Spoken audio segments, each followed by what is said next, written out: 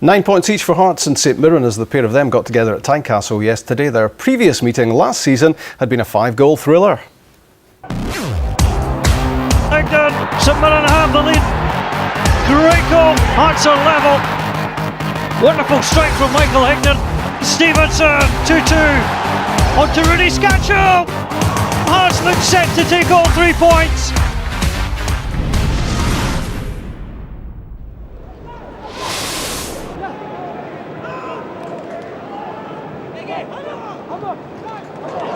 Given away to McGowan and deflected into the path of Stephen Thompson. Good strike. And Hearts goalkeeper Jamie McDonald made this look deceptively straightforward.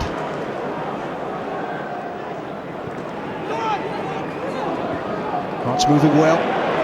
It's Mady Taoul from 25 yards. A decent dipping strike which produced a good save from Sampson. Danny Granger's in-swinging corner, and David Abua had a big chance to make the breakthrough.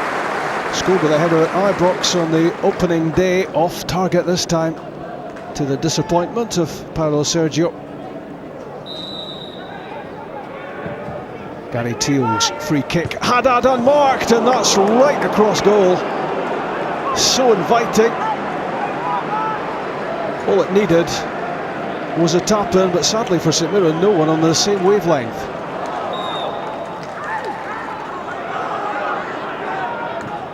Granger.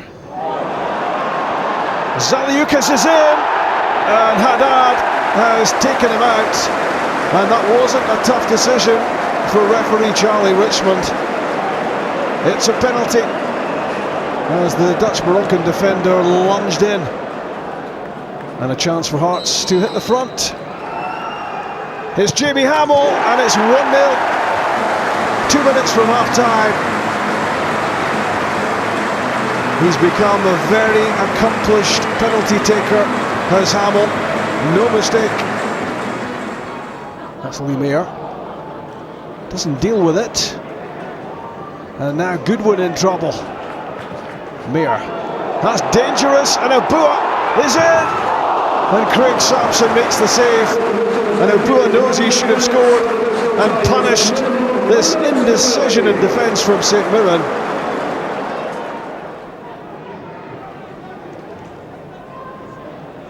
Mady Taoul wide for Stephen Elliott. Ian Black got the break of the ball. St Mirren force it away. Good play from Abua, and that's a cross goal, and Ryan Stevenson was so close to applying the finishing touch. Hearts know they need a second goal to make things safe against Danny Lynn and St Mirren. Black's free kick. It's Granger. In goes Stephen Elliott, and in as well, I think, went Lee Mayer. And that looks like an own goal. There's no big celebration from Elliott.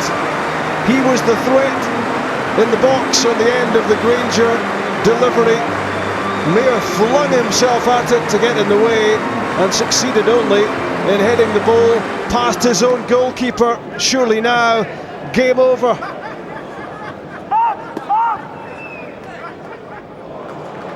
Lots of confidence now beginning to flood through these Hearts players. Neat exchange. Mady Taoul gets in behind, looks to set something up for Elliott. And the striker was just a fraction away from making it 3-0.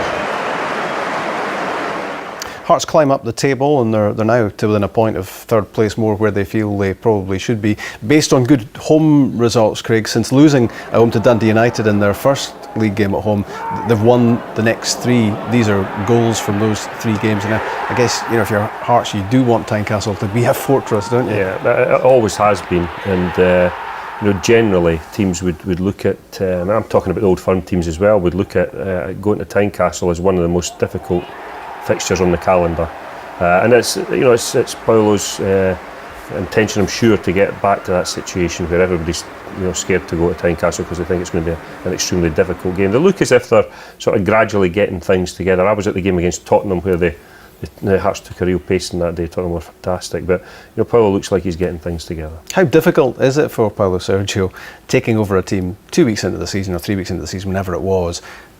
Jim Jeffries has spent the summer signing his players.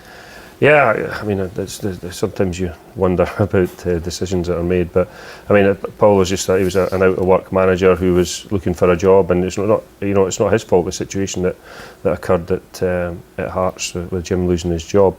So he just took to go in and try and do the best that he can. So I'll be happy with that result yesterday, because St Mirren have been doing well.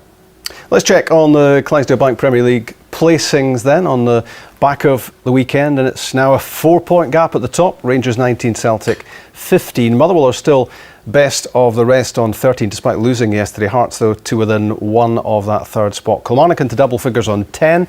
They are one ahead of 4 teams: St Johnstone, Dunfermline, Dundee United and St Mirren. Aberdeen have 6, and Hibs and Inverness with the dubious honour of sharing bottom spot on 5.